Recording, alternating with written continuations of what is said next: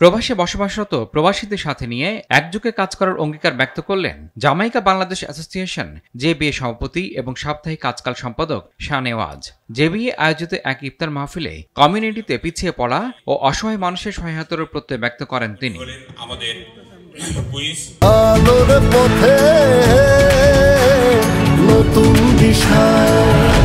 অনুষ্ঠানে প্রধান অতিথি ছিলেন কুইন্স ব্যারোর প্রেসিডেন্ট ডোনাভান রিচার্ডস। এ সময় যুক্তরাষ্ট্রের মাটিতে বাংলাদেশি কমিউনিটি মাথা উঁচু করে সামনের দিকে এগিয়ে যাচ্ছে বলে মন্তব্য করেন তিনি। পাশাপাশি মূলধারার রাজনীতিতে ক্রমেই বাংলাদেশের সম্পৃক্ততা বাড়ছে বলে উল্লেখ করেন ডোনাভান Richards. So that your children can stay here when they go into IT, when they go on to do the right thing and want to come back home. So I won't talk long, but I really want to thank this organization once again for the volunteerism, for giving back. And I was out there, it feels like maybe a month or two ago, January, it was cold. I just remember it was cold. And you were giving out blankets. And that's what this community has always done. Through the pandemic, through the challenges of this borough, you have always shown up. And I want you to know you will always have a friend at Queensboro Hall. And thus I want to thank Mohammed on my staff.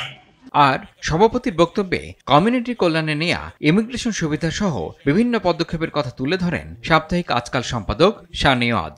বড় president ডোনাভান Richard ওনারও আরো দুটো programme রয়ে গেছেন, তারপরে উনি আমাদেরকে সম্মান করে আমাদের অনুষ্ঠানে আসছেন, শুভেচ্ছা বক্তব্য দিয়েছেন, আমাদের সাথে কথা বলেছেন এবং উনি ওনার নেক্সট প্রোগ্রামগুলোতে গেছেন।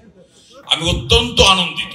সকল টিমের পক্ষ থেকে আপনাদেরকে জানাই আন্তরিক অভিনন্দন, অন্তরের অন্তঃস্থল থেকে অভিনন্দন যে আপনারা এই স্বল্প নোটিশে আপনারা আমাদের ইফতার পার্টিতে অংশগ্রহণ করেছেন এবং আমাদেরকে যে সম্মান দেখিয়েছেন, এই সম্মানের জন্য আমরা চিরকৃতজ্ঞ থাকবো আপনাদের কাছে।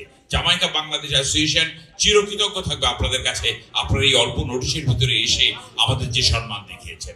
আমরা যদি কোনো ভুল ত্রুটি করে থাকি আমাদেরকে ক্ষমা সুন্দর চোখে দেখবেন।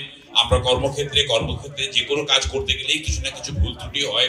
অনেকেই বলবেন যে আমাকে অমুকে ফোন করেননি, আমাকে বলেননি। আসলে এটার জন্য আমি করজোরে আপনাদের কাছে ক্ষমা চাচ্ছি যে আমি আপনাদেরকে ব্যক্তিগতভাবে সবাইকে ফোন করতে পারিনি বলে। আবার এ সময় বক্তব্য রাখেন কনভেনর রিয়েলটর নুরুল আজিম, কমিউনিটি ব্যক্তিত্ব ফখরুল আলম, আজহারুল হক মিলন, তৈয়বুর রহমান হারুন সহ অনেকে। পরে দেশ ও জাতির মঙ্গল কামনায় দোয়া করা হয়।